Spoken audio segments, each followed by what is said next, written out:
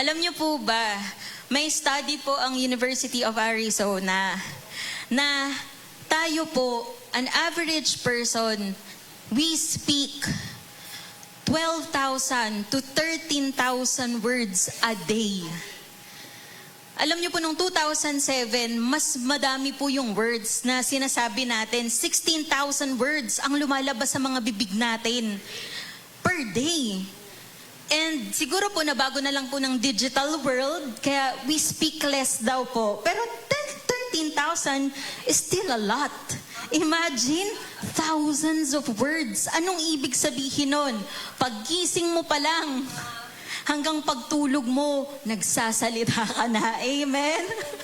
Minsan, tama po, sabi ni Madam, minsan pagtulog, nagsasalita rin. Amen? Imagine nyo, libo-libong salita ang lumalabas sa bibig natin araw-araw. Hindi lang kung may kausap tayo, minsan kausap mo yung sarili mo, minsan nanonood ka lang, nagsasalita ka pa nagko-comment ka pa. Amen? At dun po kaya sa libo-libong salita na lumalabas sa bibig natin, ilan doon ang nagbibuild ng life? Amen? Yan ang tanong. At ilan po kaya doon ang nagde-destroy na ng buhay natin na hindi natin namamalayan? Amen po ba? Amen. Totoo po yun. Amen. Di lang po natin napapansin. Na ngayon po, sinabi po yan ni Madam last week, loose tayo minsan sa mga sinasabi natin Akala natin expression lang. Nasanay na kasi tayo out of habit. Amen? Ano yung mga expression natin? Akala natin ang ganda kasing expression parang na-exaggerate. Oh, I'm dying to see you. Paano mo makikita, mamamatay ka pa? Di ba? Dapat I'm living to see you. Amen? Ano pa? I'm going crazy. Minsan yung mga bata, hindi natin alam. Akala natin, tatawa-tawa pa tayo. Going crazy daw siya.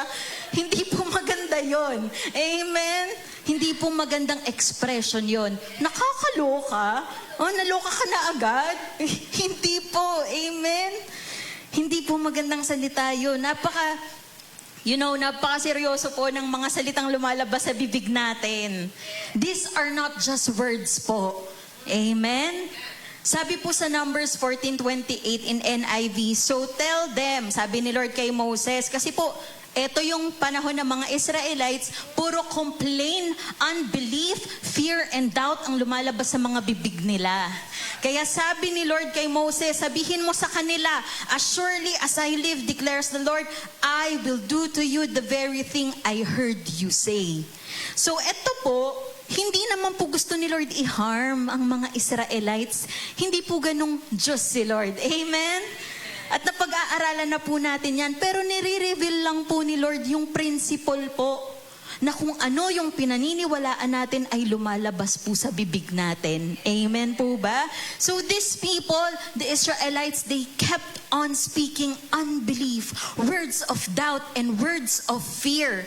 Amen? At pag ganun po, minsan parang pinoposisyon mo yung sarili mo dun sa labas na gustong gawin dapat sa'yo ni Lord. Amen? Kasi ano pang gustong gawin ni Lord sa kanila?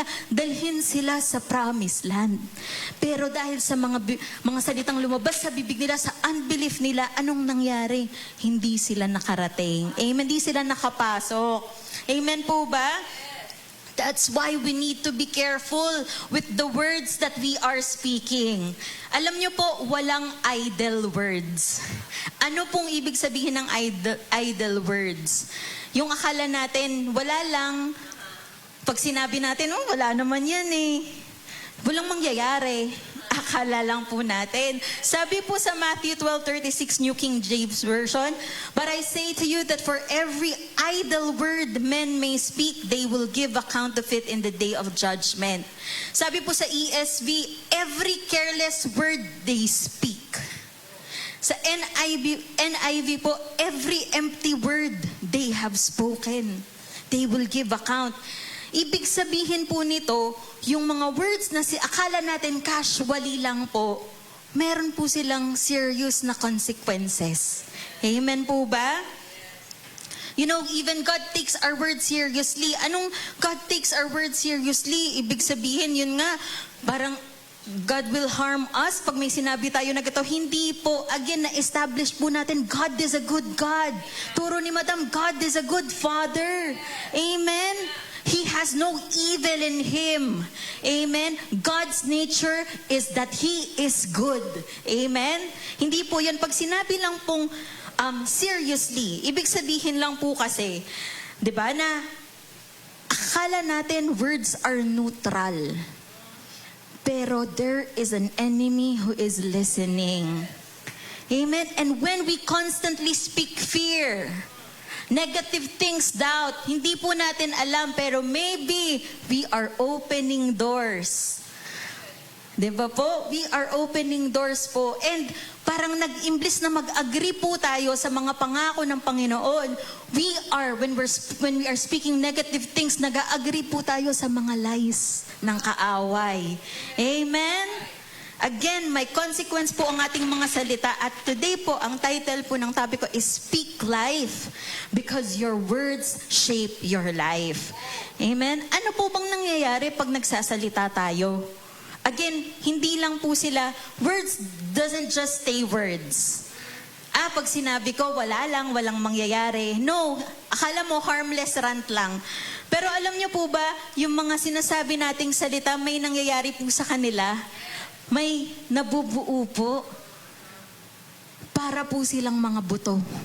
Words are like seeds. Amen? In Proverbs 18:20, King James Version po, sabi po, a man's stomach shall be satisfied from the fruit of his mouth. From the produce of his lips, he shall be filled. So listen to this po, sabi, you will be satisfied from the fruit of your mouth. Ibig sabihin, yung sinasabi mo, may bunga. Amen? Pag nagsasalita po tayo, yung bibig po natin para po tayong nagtatanim. Amen? Nagtatanim po tayo. And whatever you keep on planting, eventually you will harvest it and you will eat it. Amen? Kaya kung puro negative ang sinasabi mo, yun ang tinatanim mo. At huwag ka nang magtaka. Bakit ganun ang nararanasan mo? Amen? Pero good news po, kung puro naman good things, mga promises ng Panginoon, ang truth ni Lord, ang laging lumalabas sa bibig mo, then yun din ang mararanasan mo. Amen po ba? That's also the fruit that will come back to you. Amen. So, kung tatanungin ko po kayo, ano po kayang klaseng fruit ang tinatanim nyo? Amen? Hindi po pwedeng nagtanim po tayo ng apple, tas ang expect po natin, orange yung lalabas. Amen? Nagtanim ng kapirasong luya. si Bebo po, ang tumubo ay papaya. Paano yun? Sabi ko, kapirasong luya, pero ang pinitas ay papaya. Hindi po ganun yun. Amen? Sabi po ni Madam last week, sinabi niya din po yun, nung communion, sabi, yung na-experience natin today, the present time, maybe that's a product of what you have been saying in the past. Amen? Pero good news sa atin, we can change our words starting from now. Amen? Proverbs 12:14 NIV, from the fruit of their lips, people are filled with good things. See po? Okay, so continue po natin yung Proverbs 18 sa 21 naman po, verse 21. Death and life are in the power of the tongue, and those who love it will eat its fruit. See, in GNT version po, Good News Translation, you will have to live with the consequences of everything you say. Verse 21, what you say can preserve life or destroy it. So, you must accept the consequences of your words. Amen? Message translation po, words satisfy the mind as much as fruit does the stomach. Good talk is as gratifying as a good harvest. See? Words kill. Words give life. They're either poison or fruit. You choose. Hindi po ba mabuti si Lord? Binigyan pa rin tayo ng option. Binigyan tayo ng pwede tayong mamili. Amen? Kita po natin, no? We can either say words that can preserve life. or can destroy life. Amen? Again, words are seeds po. And everything you release, pag binigkas mo na yan, hindi mo na yan mababawi. Amen? You are planting something. Your words can either bring fullness or emptiness. Amen? Blessing or destruction. Words can attract, can bring forth God's supply in your life.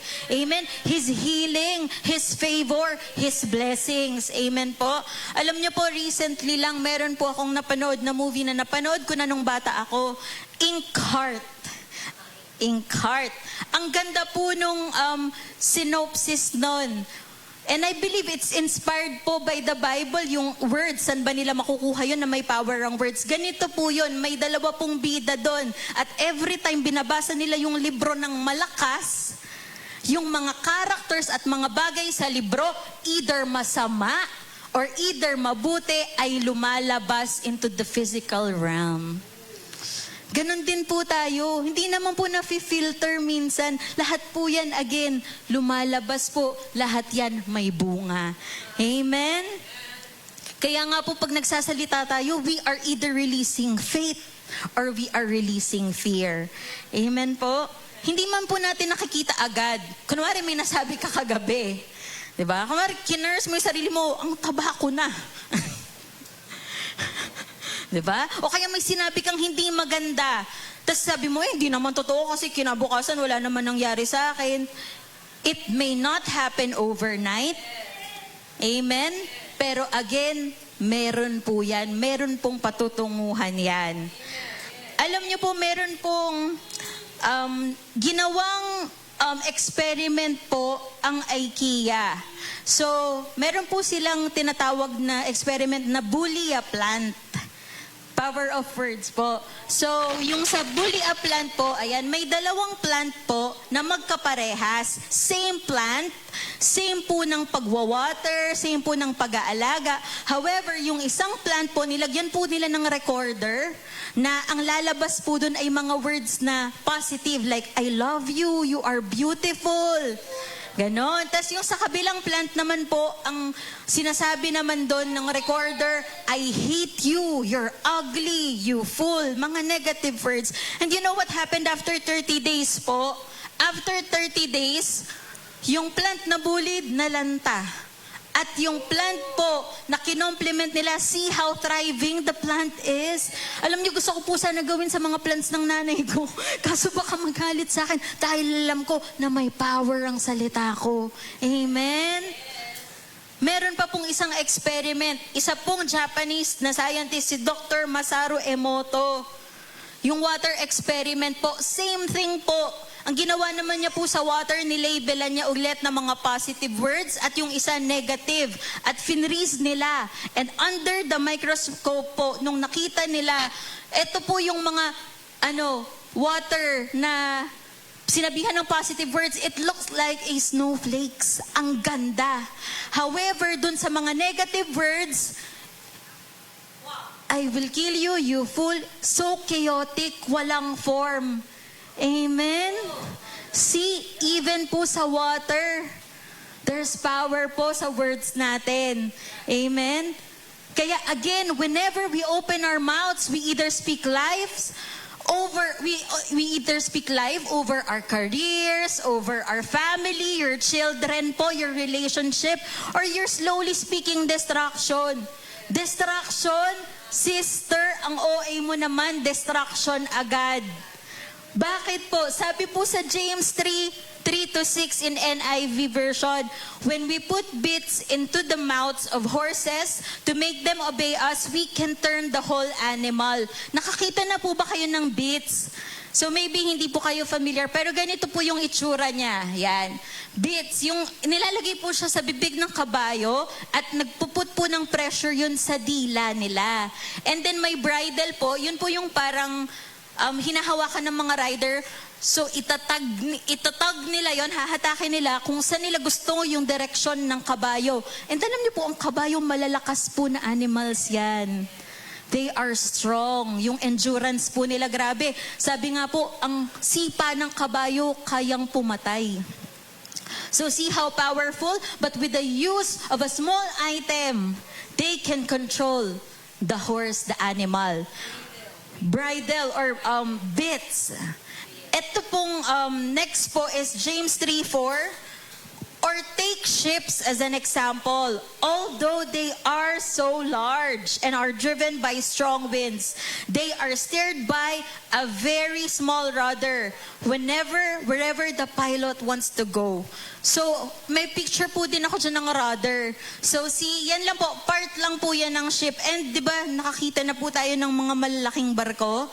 Amen? Like yung Titanic, for example, kung napanood nyo, sobrang laki nun. And then this small part lang na to, it controls the direction of the boat.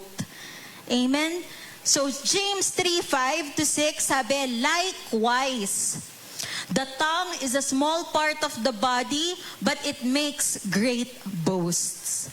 Consider what a great forest is set on fire by a small spark. Verse 6, the tongue also is a fire, a world of evil among the parts of the body. It corrupts the whole body, sets the whole course of one's life on fire, and is itself set on fire by hell. Ganun rin daw po ang dila natin. Kung iisipin natin, maliit na parte lang ng katawan. Amen? Nakakita na po ba tayo ng dila? Hindi na po ako naglagay ng picture. I believe nakakita na po tayo ng dila. Maliit na part lang po, di ba? So sabi po, yung maliit na part na yan, ito din yung nagdadirect ng buhay natin. Amen?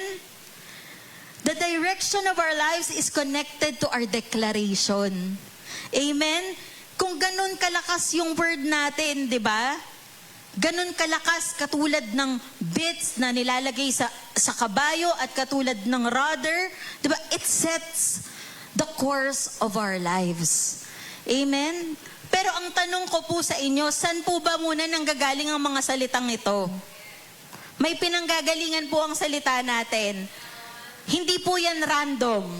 Amen? Naniniwala po ba kayo na hindi random yung lumabas sa bibig mo? Words are not random, they come from our heart.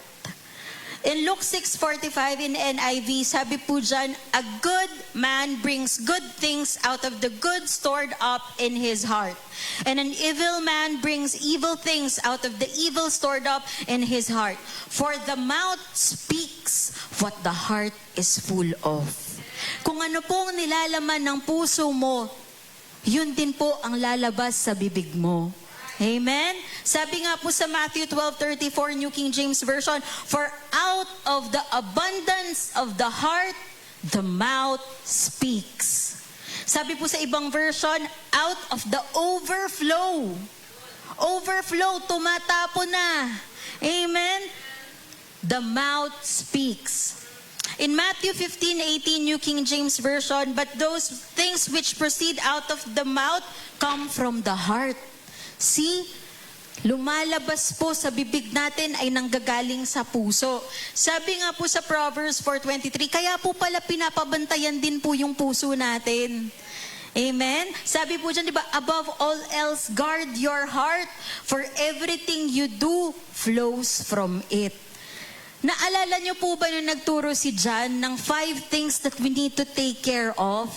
Isa po dun ay ang puso. I think number 1 po niya yon. And then, isa rin po yung mouth or yung words. So, connected po sila. Amen po ba? So, kung gusto po natin mabago yung lumalabas sa bibig natin, kailangan din po mabago din po ano ba yung pinapapasok natin sa puso natin. Di pa po naaalala nyo, lagi po tayong ini-encourage nila madam at pinapaalalahanan na mag-iingat po tayo sa mga messages na naririnig natin, sa mga napapanood po natin, at sa mga nababasa po natin. Amen? Bakit po? Siyempre po kung ano po basically yung kinokonsume natin, yun po yung nasa-store up sa puso natin. Amen? And then, pag na-store up na sa puso mo, syempre, yun na ang lalabas sa bibig mo. Kasi yun na yung pinaniniwalaan mo. Take for example po, di ba, kanina yung mga Israelites, bakit ba puro takot yung lumabas sa bibig nila? Bakit ba puro unbelief? Kasi po yun na po yung nasa puso nila. Amen. Nakalimutan naman po nila paano sila tinanggal ni Lord sa Egypt. Amen. Mas tinignan nila yung natural, yung mga nangyayari sa natural. Amen po ba? And ganun din po tayo. Amen. Instead of, oo, may mga balita. It's good po na updated tayo. 'Di ba? Alam mo yung current events. Pero alam mo din when to stop. Amen? Kasi hindi lahat, syempre, balita yan, madalas yan, puro bad news. Amen? At pag puro ganun yung kinokonsume mo, mararamdaman mo na lang sa puso mo na bakit parang natatakot ka na. And yun na din ang lalabas sa bibig mo pag kinumusta ka. Pag kinumusta ka, kumusta? Ayun, ang taas na nga ng presyo ng gasolina. Grabe talaga. Oh. Kasasabi lang ni Madam di ba una namang nagpo-provide si Lord kaysa sa pangangailangan natin. Amen? We are in this world, pero we are not of this world. Diba? We are set apart. May Diyos ka, may tatay ka. Amen? Kaya, dun tayo mag-meditate. Amen po ba? Alam ko po, familiar na po kayo sa story po ni David and Goliath. And I believe isa po ito isang sa magandang example po. So alam po natin, hindi ko na po babasahin lahat, pero sa 1 Samuel po, pwede din po ba? Pero wala po dyan sa slide ko, Miss Aika. So sa 1 Samuel 17, 8 to 10, in New King James Version na lang po. Kung meron po dyan.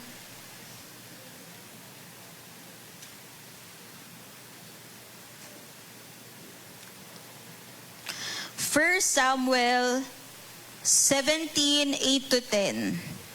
So, dyan po, every day, ayan, sabi po dyan, then he stood and cried out to the armies of Israel and said to them, why have you come out to line up for battle? Si Goliath po ang nagsasalita dito. Am I not a Philistine and you the servants of Saul?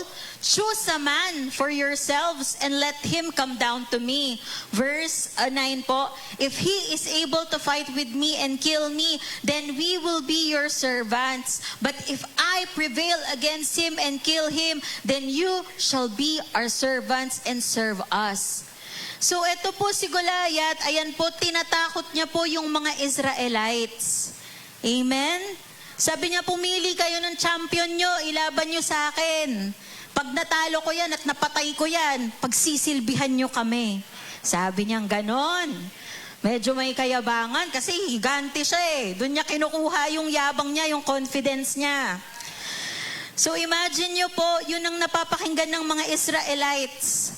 1 Samuel 17:11, New King James Version, when Saul and all Israel heard these words of the Philistine, they were dismayed and greatly afraid.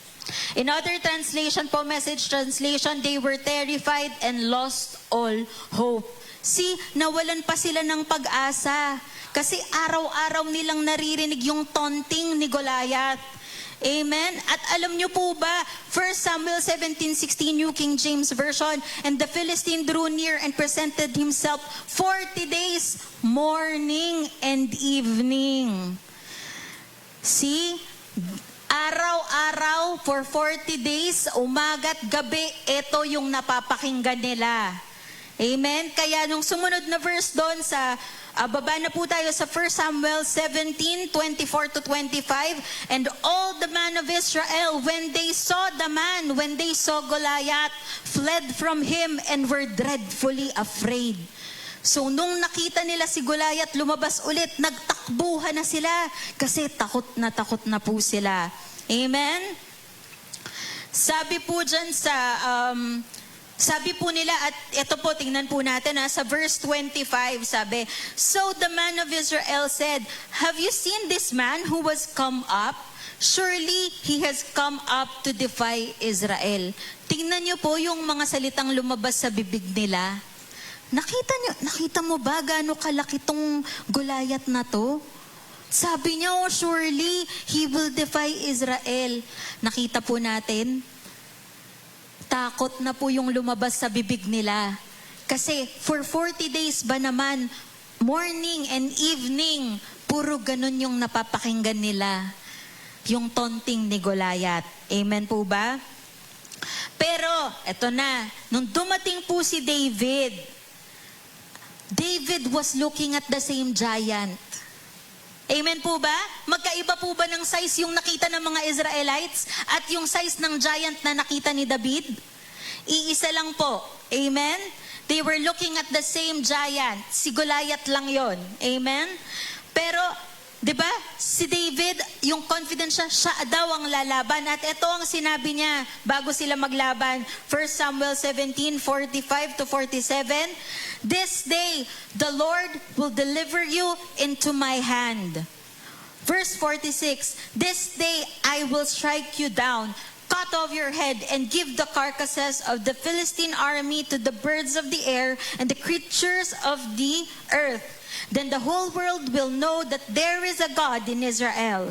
And verse 47, and all those who assembled here will know that it is not by sword or spear that the Lord saves, for the battle is the Lord's, and He will give all of you into our hands. Nakita po natin, magkaiba yung lumabas sa bibig nila. Yung mga Israelites, puro takot. Nakita mo ba? Ang laki niyan. Naku, sabi daw, i-defy daw ang Israel. Pero si David, sabi niya, God will deliver you into my hand. Papakain ko yung carcass mo sa mga ibon. Saan ang gagaling yung confidence ni David? Amen po? Again, same situation, but different words. Different declaration. Bakit? Different heart. Magkaiba po yung nilalaman ng puso nila. Yung isa po, out of the fearful heart, nasabi nila yung fearful words. Pero si David, out of the faith-filled heart, the words that came out of his mouth is also faith-filled words. Amen? Alam niyo po, ang ano ko lang po dito, hindi man po explicitly sinabi sa Bible na before po pumunta si David dun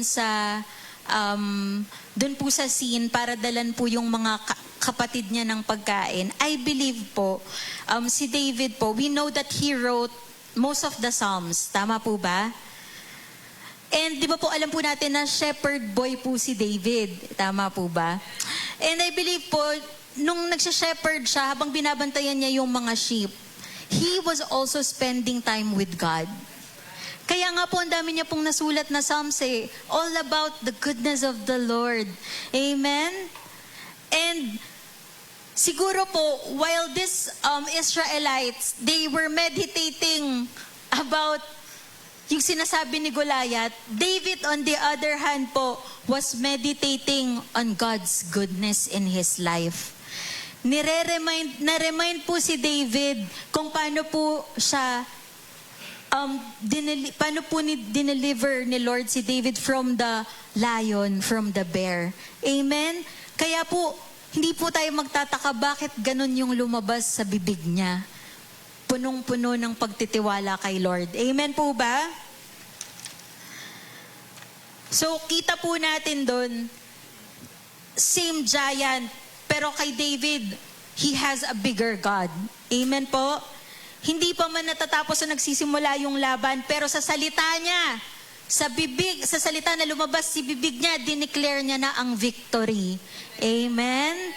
See po how powerful the words are. Last example na po ito before we end. Naalala niyo po yung woman with the issue of blood.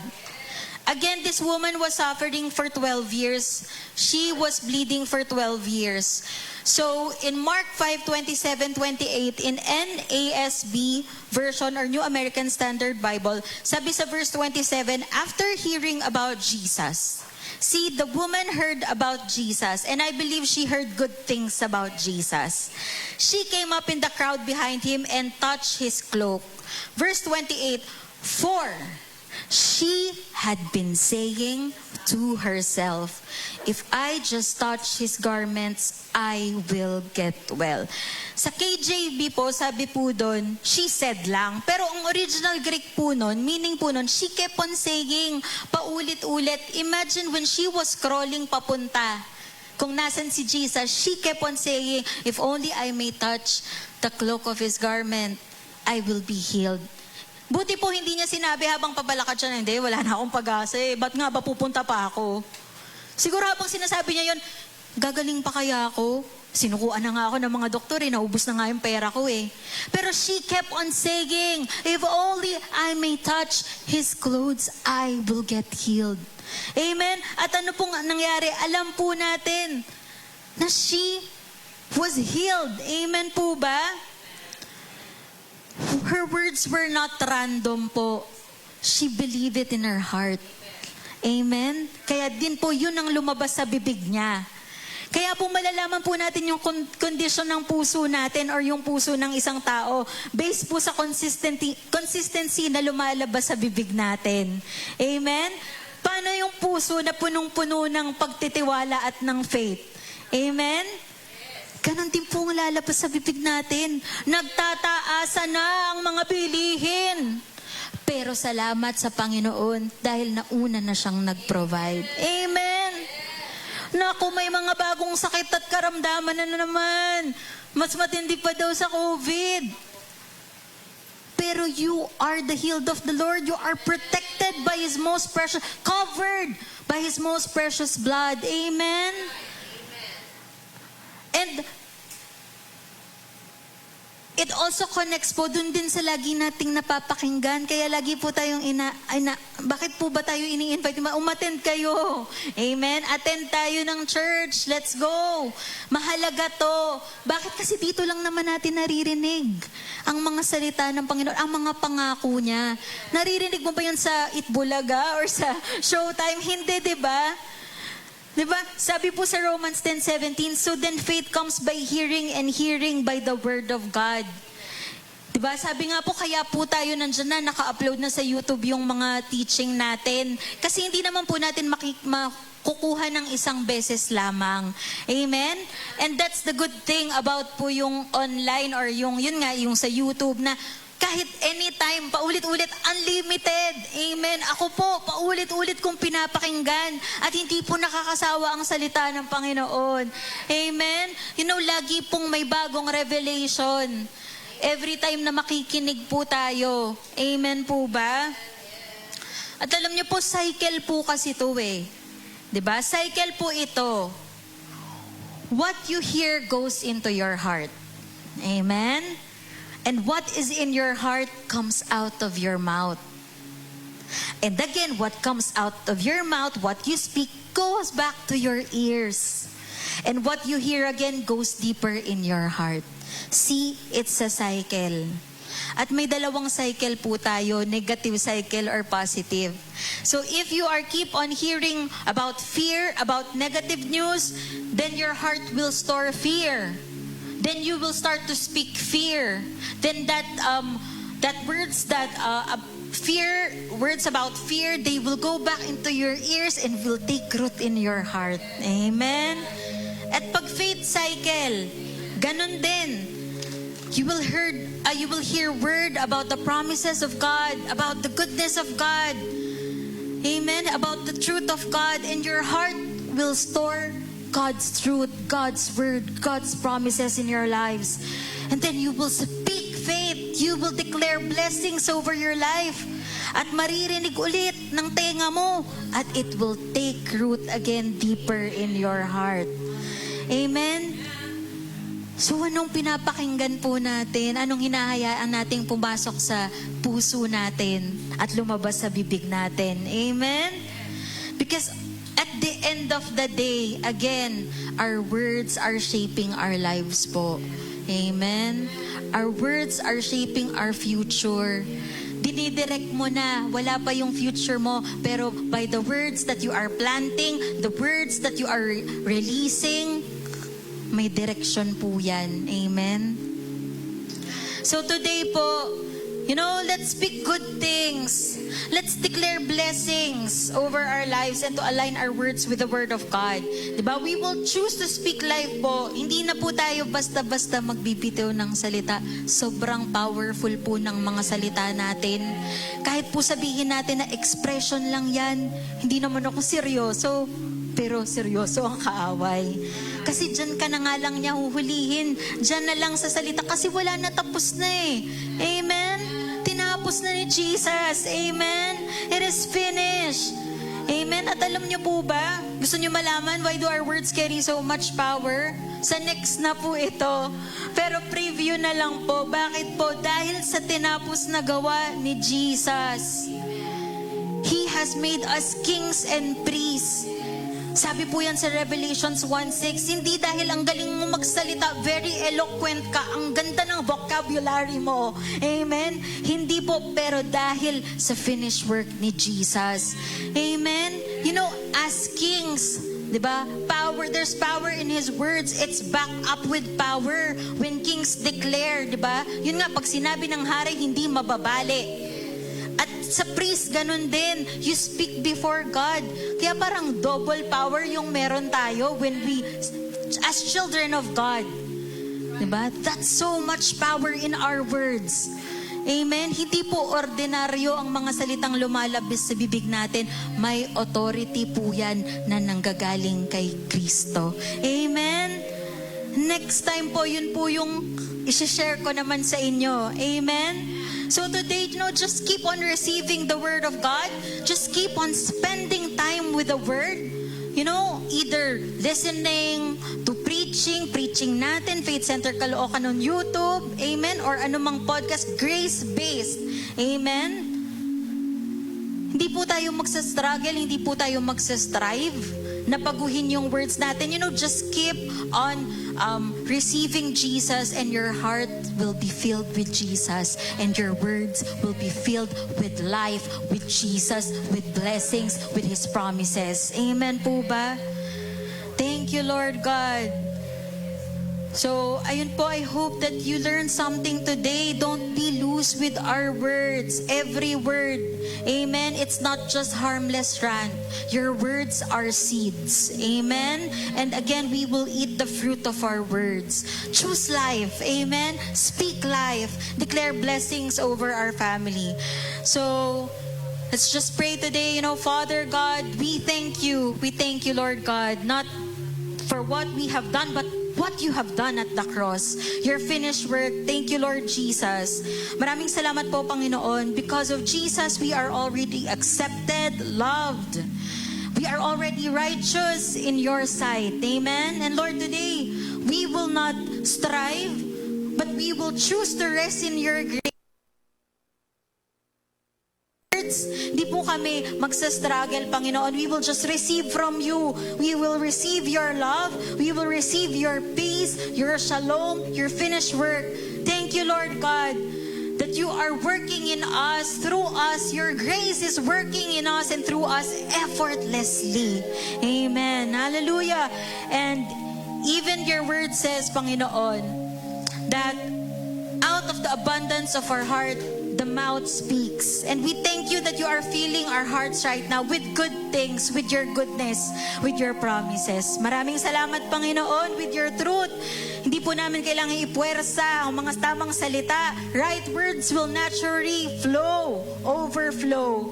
Father, we speak blessings. I speak blessings over your children today, Panginoon. Maraming salamat. I declare this week, Panginoon, that you will put your children at the right place at the right time. They will meet the right people, Panginoon. Maraming salamat, Panginoon, that you will provide all that they will need in this life. You have already provided, Panginoon, and all that we will need to do is just to receive it and just to praise you and thank you, Panginoon. Ano man pong kakailanganin nila this week, ano man pong kailangan nila right now, you are meeting those needs, even their wants, Panginoon. Maraming salamat, Panginoon, sa tinapos mong gawa. We are your children. Amen. And we boldly come to the throne of your grace and to just receive your love, receive your goodness and your blessings. Thank you, Father God. We are serving a God that is alive. Amen. You are alive, Panginoon. Maraming salamat. Again, what more can we say but thank you for your finished work? You are really worthy, Panginoon. No one else is worthy. We give you all the glory, all the praises, and all the adoration. In the mighty name of Jesus, we pray. Amen and amen.